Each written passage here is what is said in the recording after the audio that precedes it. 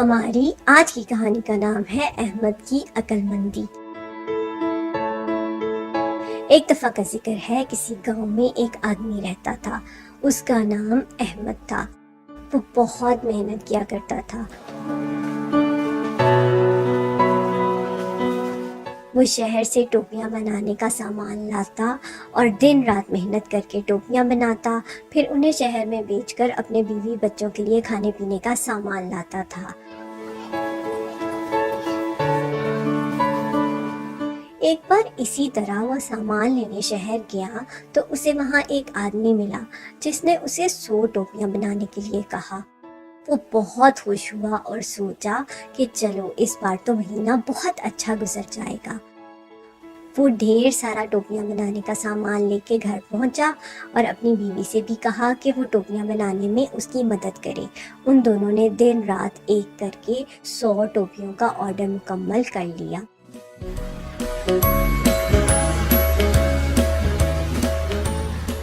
دوسرے دن صبح احمد ٹوپیاں بیچنے جب گھر سے نکلا تو اس کے جانے تک بس جا چکی تھی اور بس دن میں صرف ایک ہی بار آتی تھی۔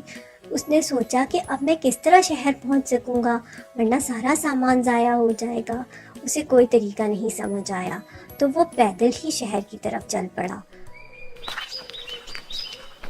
اس کے راستے میں ایک جنگل بھی آتا تھا۔ وہ بہت چل کر جب تھک گیا تو اس نے سوچا کہ کیوں نہ کسی درخت کے نیچے بیٹھ کر کچھ دیر آرام کر لوں۔ وہ آرام کے لیے بیٹھا تو اسے نیند آ گئی۔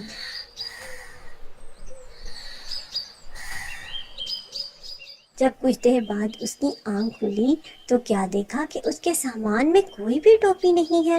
وہ بہت پریشان ہوا اور رونے لگا۔ اس نے یہاں وہاں بہت تلاش کیا لیکن کچھ بھی نظر نہیں آیا۔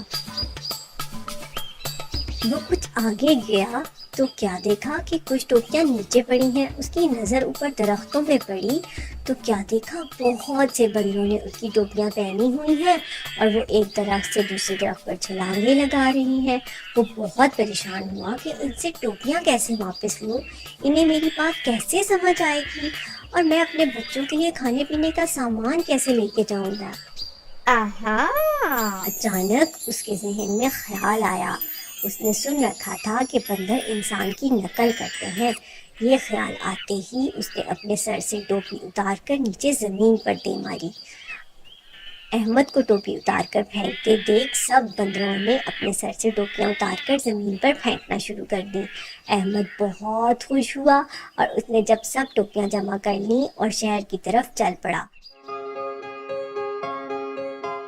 وہاں سب ٹوپیاں بیچ کر وہ اپنے بچوں کے لیے بہت سا کھانے پینے کا سامان گھر لے کے آیا تو اس کے بچے بھی بہت خوش ہوئے۔